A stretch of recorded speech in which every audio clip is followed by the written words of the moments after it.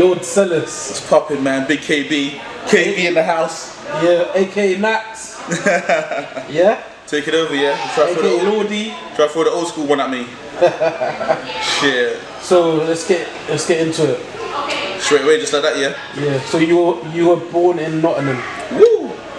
Yeah, correct. I was born in Nottingham. That's England, Nottingham, England. Yep, England, yep.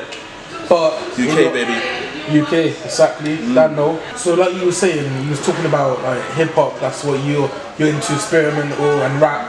Yep. But the thing is, when you was growing up, it was more the jungle scene, the reggae. Why didn't you get into like dancehall and reggae music? Basically, it's like this, yeah. Growing up in Nottingham, when I left Nottingham, jungle was popping. Jungle was popular. Jungle was what was going on. I even remember there's a day when I think my uncle Stephen got me from school, and he was like, "Oh yeah, so what sort of music do you like?" And I was like, "Jungle." And he was like, "Oh, you let me down, man. Hip hop, man. Hip hop." My uncle was big on hip hop, you know. But yeah, so jungle was popping when I was in school, primary school, Nottingham, 95, whatever. So when I left, it's reggae. All I know is reggae. All I know is bashment. You get me? I'm in Jamaica. That's all I know. So going on. Yep. Your time in the grill and the music scene. Tell us about the music scene. What I'm gonna say is reggae all day, man. Basically, what I was listening to, Body Killer, Beanie Man, Buju was still popping at that time. But I wouldn't say it was just that I had to get to Jamaica to know about reggae, because when I was in Nottingham, Mum was still playing reggae, still playing studio one, still playing certain music. When you went to in Nottingham, back in the early 90s, mid 90s, whatever. When you went to a house party, kids party, whatever party, they were playing Buju, Michael Jackson. There's certain music that would just play, probably Shabba. You know what I'm trying to say? Certain music would just play anyway. So that was still the vibe. When I got to Jamaica, it was just more authentic. It was just more of it. It's just that's all we listened to. That's when you went to school. That's all you spoke about. You know what I'm trying to say? Like man would clash in school. Man would be beating the drums on the table, whatever, and it's clashing for fun. You know what I'm trying to say? So yeah, like Jamaica's heavily influenced in reggae music, bashment or whatever you want to call it today. You know what I'm trying to say? So okay, you came back to the UK, 1999. Yeah, summer. Yeah. Summer. How was it? How was the weather? Do you remember? Was it shit? That was alright. It was alright. I didn't suffer till winter. I think it snowed that winter. Okay. Yeah, that Christmas, I swear it snowed. I remember going to buy a Game Boy Color with Calum. K-Man, shout out K-Man. All type K-Man. You get me? Going to buy a Game Boy with my brother with Calum, yeah? And him throwing a snowball at me. Me getting mad and going to run after him. Flying up in the air, dropping on my arm, fucked on my arm. And Calum come up to me and say, "Oh, I'm sorry, man." And I was like, "Oh, fuck it, it's not." I did nothing fucked. I was crippled. I almost fucked it. It pained for days after that, man. Lord Zealous, what do you think people know you as? An artist or a producer more? A lot of people don't even know me through that. A lot of people today still call me Nas. I'm gonna say from back in the day when they used to call me Nas. So, but today, I'll say music. Known for being a bit crazy, putting out music or whatever. Like I'll say music. Yeah. What kind of music would that be? I say experimental. I say it's hip hop, it's rap, but it's experimental. I mess with different sounds. You know, like I've worked with some of the best. I'm trying to say salute, but yeah, definitely music, man. I say music. I say it's rapping. I say people know me. The brother to be rapping. I'm gonna say dropping some lines, making a decent track. The crazy brother with the hoochies in the video, or my mum might say. You get me? Yeah. Definitely music. If you don't know me through music, if you know me from any other sort of background and this other sort of madness, I'm not about that. I'm gonna say if it's about music, we can talk. Do you remember any of his sayings that he used to say to you lot and the mandem? Listen, yeah, like I was a crazy brother. So remember what? I got sayings in my mind right now. When I think of him, I just think of funny shit. So I'm thinking like he would say some weird shit to me, like he'd be like you dirty bastard. Cause I tell him stories, I tell him crazy stories. I'm trying to say, same with KB, I tell you crazy stories about women jobs and shit. You get me? I tell crazy stories. You get me? So, so obviously you have to think. Me and my man got a lot of stories. We go back from when we were kids basically to men. So from kids to adults. You get me? We're adults. We're grown now. So. He would always stop all that, and I'll show him, sometimes I might show him my little personal collection, little tape, little bit, for a second. Even I say to you, wow, we weren't tight towards the end, we still chilled. if I needed something, the other times when I've had no money, and my man will come fly by and drop me a tenner. You get me? You know what I'm trying to say? Or say, well, you need to do this or you need to do that. You know what I'm trying to say? Because like, when I first started doing my thing, man, trying to work for myself and have shit running and have money, and weren't like that. All the man who said, well, I got you, they went around you. When man was struggling and they're hitting you with the council tax and they're hitting you with the big rent and where to I get hit with money from money what I didn't even know existed, what you have to pay. Yeah. I was trying to say, like, I've always been kind of grown minded, but to a certain period of time I didn't even know that niggas have to pay for water like that. I thought water was free, you get me? You know what I'm trying to say? So paying for water. Some people still don't know water, you got to pay for it, you get me? So all this shit I'm paying for, I was in the tip where I thought it was just like you're just paying for electricity and for the hot water, you get me? Nah, actually, you're paying for that cold water too. Every time you want a pipe, you're paying for it. So council tax and all this shit. But where was I? What was I saying? Yeah, his do you remember any of his sayings that he used to say to you lot? Yeah, so that goes back to this booky stuff. Because you're forgetting, yeah? I got a what? I got a year one man, because I'm older than my man. You know what I'm trying to say? So it's like this tip. I was the one giving him advice. You know what I'm saying? I was giving him advice most of the time. I'm not saying that he never came with some knowledge. He did kick knowledge. I was wanted to kick knowledge at you. But I'm saying to you, like, well, a lot of times we chill was just fun. We'll be chilling, we'll play, what was fun? What's the tune we was fun, the word for word? Ain't No Fun. Snoop and Nate Dogg. When we threw that tune on, me and my man just start going back to back, singing word for word the whole song. We vibe on that level. We played old school music where we like to listen to. There's another tune, Scarface. In and Out Your Girl. That tune we used to play that we know it word for word. Like, there's certain things, we had our own little banner. We had our own vibe. We could always just catch up each other's vibe. You get what I'm trying to say? Anything might, let me tell you something, yeah, regardless of whatever's happened, at the end of the day, yeah, when my man needed something, I had him. And it worked vice versa. Vice versa, that's how it was.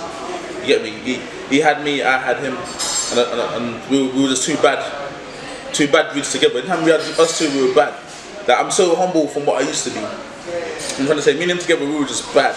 And I think even himself, I think he's grown over the years. But I think sometimes it's influence, sometimes it's people around you who just expect you to always be away. So people I guess they always want to see Yogi. You get me? But like, if I say the thing about Yogi, it'd be like, wow, Yogi grew up in it. At some point, I think to a certain degree, he stopped being Yogi, stopped being that, but he started to be real. And for whatever reason, he ain't here now, but like, memories live forever. My uncle ain't here, you know what I'm trying to say? Memories live forever, man. Yeah, for real. He's got kids, you know what I'm trying to say?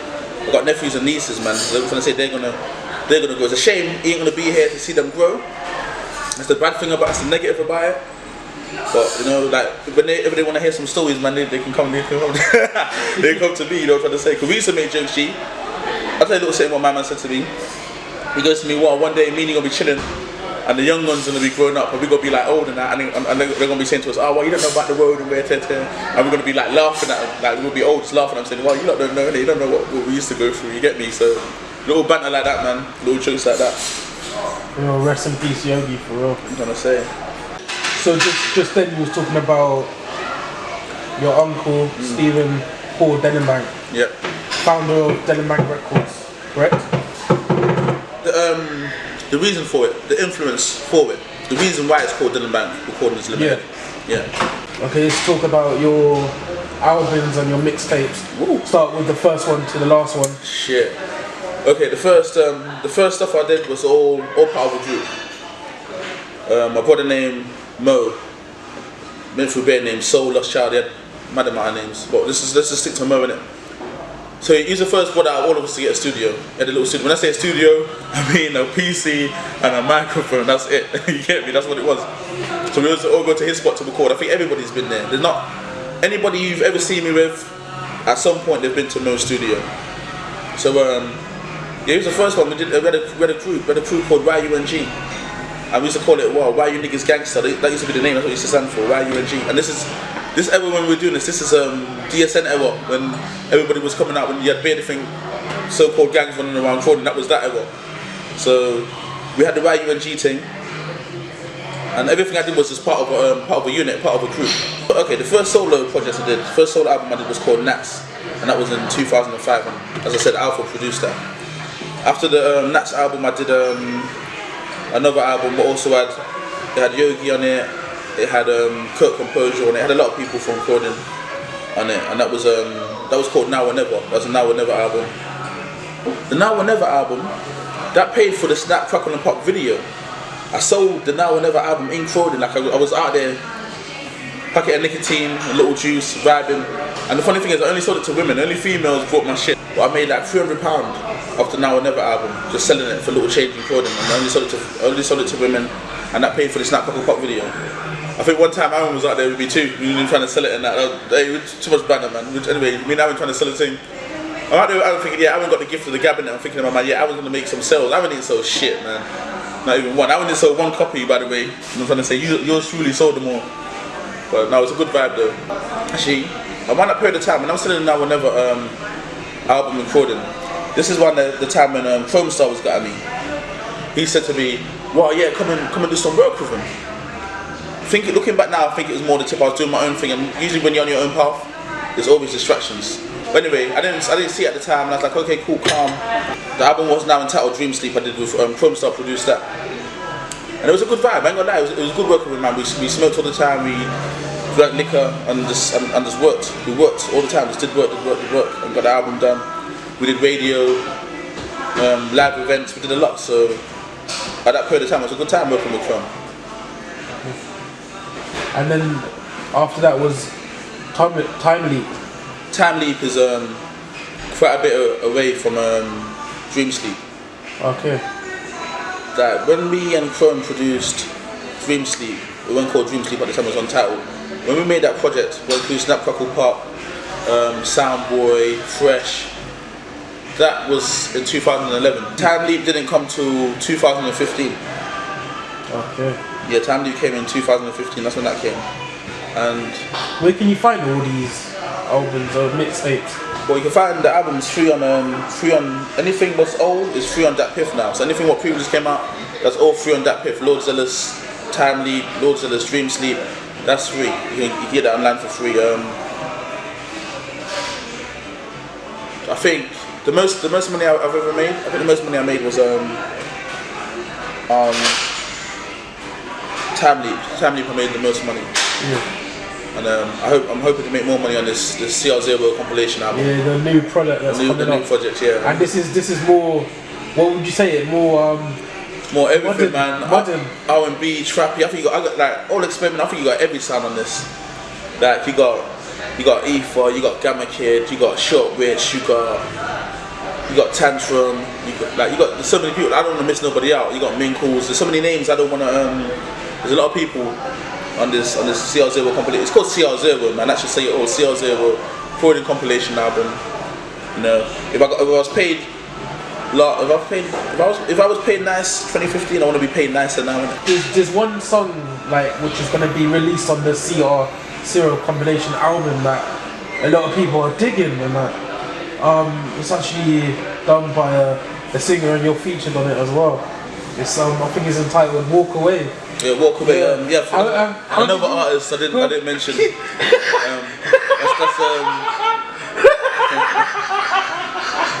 I had to do it. Walk Away, yeah. Walk Away. Originally, it was done as a sample track, so you got the sample version was produced by a third party, what is out as a sample version. But the original track is produced by Chrome Star, and that's entitled Walk Away, and that's experimental.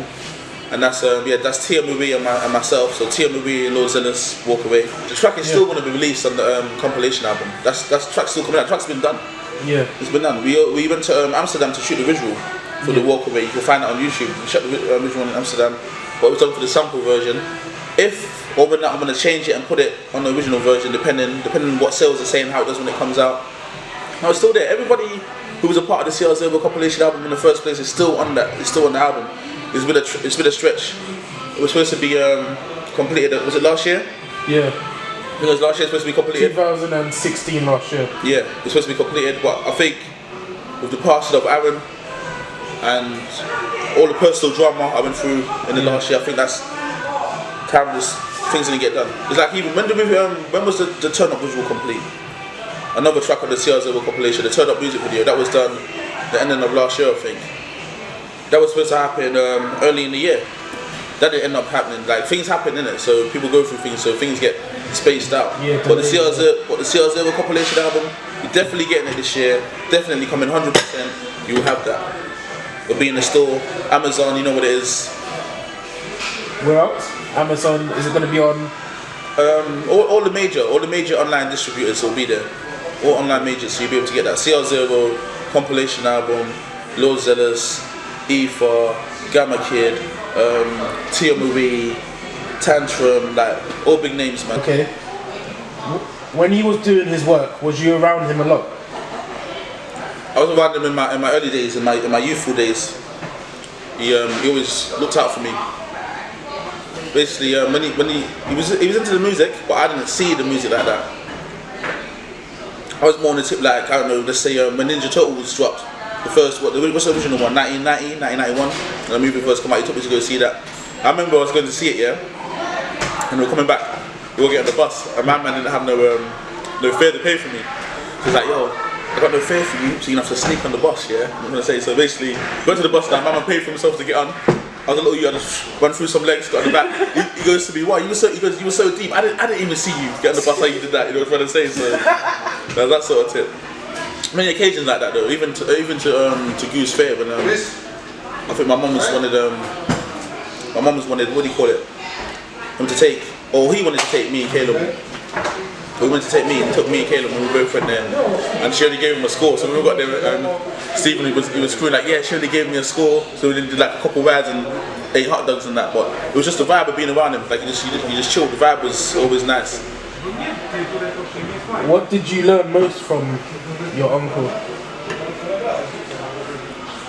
Basically, like if I took any one thing from him, it would be mainly to stick up for yourself. He was always hard on you about sticking up for yourself. Like if I told him, I got bullied at school or whatever, he'll drop to you like, well, it doesn't matter how big somebody is. You stick up for yourself. I'm gonna say, don't let nobody do you nothing. It was more that sort of tip. He was mad. Plus, he was into martial arts before the music. Clive McKenzie, old type Clive, another brother who was a friend of my uncle's. They used to do martial arts together in my uncle's younger days. I'm gonna say, you might find a couple of clips like that still out there somewhere. But yeah, so he was on these martial art things. There's a time, there's a time when people just like Bruce Lee and Kung Fu movies and Jackie Chan and the police stories, the Dragons Forever, that sort of vibe. So he was on the martial art flicks for a bit, and I think when the hip hop influence started getting to a certain degree, I guess he probably thought that, wow, this is me, the hip hop thing. I'm gonna say, I think hip hop hit a lot of brothers in Nottingham, and Nottingham still loves hip hop to this day. Like, there's nothing but mad talent when it comes to Nottingham. When it comes to spitting, Nottingham's crazy. Nottingham's definitely up there. A lot of people talk and a lot of people say, and I've seen some comments and messages saying how you have similar traits with your uncle, how you carry yourself and how you do certain things. I don't know, like I learned a lot from him. I'd say I think people say we look alike, but then if that's the case, it's not just me and my uncle look alike. Then my mum, I also look like my mum then too, because my mum got the freckles, and my mum's fair skinned, my uncle's fair skinned. But because my uncle had the big hair, the afro hair, it might be that sort of similarity. They say, oh, why you look like him? We're both light and we both got freckles. It might be that sort of stuff. But yeah, man. R.I.P. Stephen Portland, man. Love forever, man. For real.